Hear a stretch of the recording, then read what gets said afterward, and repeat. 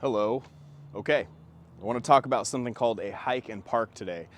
And this is a kettlebell technique drill that a big component of it is drilling in the starting position for a kettlebell swing, a clean, a snatch, pretty much all of the kettlebell skills that would start with the bell on the floor. So our setup is always going to be the same no matter which one of those skills that we're doing.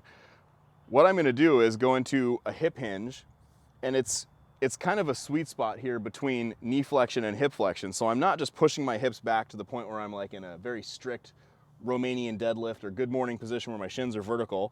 I'm gonna let my knees come forward.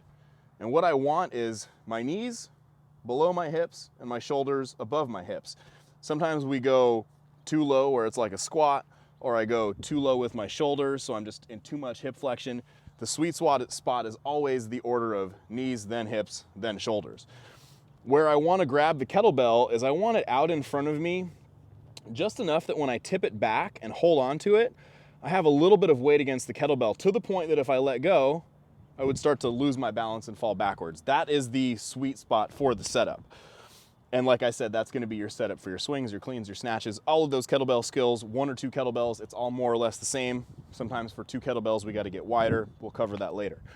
So from this position, my hike and park means I'm going to initiate that backswing where the kettlebell comes underneath, and then I'm gonna let it come right back down into this parked position. So it looks like this. Again. Now you can see that I'm standing up a little bit. It's really easy to overdo this. It's a really, really small amount of movement. It's pretty subtle. Now, naturally, if I just stand up and keep my arms relaxed, the kettlebell wants to swing back underneath me because I get this pendulum effect. The anchor point's here, so just standing up is gonna let the kettlebell come back. I'm gonna give it the smallest amount of help when I do that. I'm gonna stand up and I'm just gonna help guide it back right under me and then back down. Every time I sit back down, my goal is to get right back into that same good starting position, knees, hips, shoulders, stacked up like that.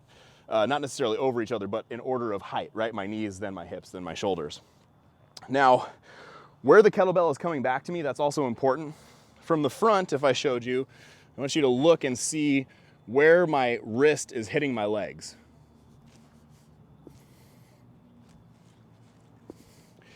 My wrist is running right into my upper thigh. So picture a triangle between my crotch, my knees. My goal is that my hands and the handle are going right into the middle of that. It's really easy to do this too low, where we hike back and the kettlebell's barely off the ground. It's way below my knees. We don't want that. We want it to be right into that triangle and back down. Of course, ideally while we're in that position too, we're able to maintain control of our lumbar spine, meaning that when you swing it, you don't want to let your back around. So we are bracing kind of to the level that you would if you were going to do a deadlift or some other hinge. But that is the hike and park. Every rep starts in the park position, it hikes, it parks, and then we'll build from that. Thank you.